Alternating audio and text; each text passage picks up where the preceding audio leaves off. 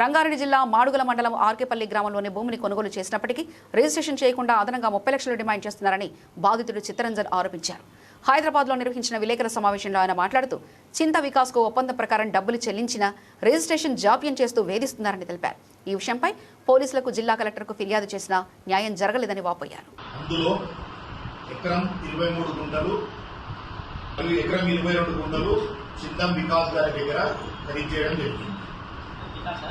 ఆ సమయంలో అమెరికాలో ఉన్నందున తండ్రి శంకర్ గారు, తల్లి ఉదయ్ గారు మా దగ్గర డబ్బులు పూర్తిగా తీసుకొని అమెరికాలో ఉన్న తన కొడుకు ద్వారా ఎస్బీఐ తీసుకొని మీకు రిజిస్ట్రేషన్ చేస్తామని చెప్పి నా దగ్గర డబ్బు ఇచ్చారు.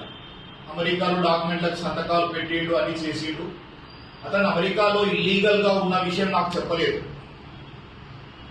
నేను ఇల్లీగల్ గా ఉన్నాను, బయటకు వచ్చి నేను ఎస్బీఐ మా డాడీకి ఇవ్వలేను, నువ్వేం బాధపడకు చిన్న, నేను తప్పకుండా హైదరాబాద్కి రాగానే ఇండియాకి రాగానే వచ్చి రిజిస్ట్రేషన్ చేస్తా అని మాటివ్వడం జరిగింది.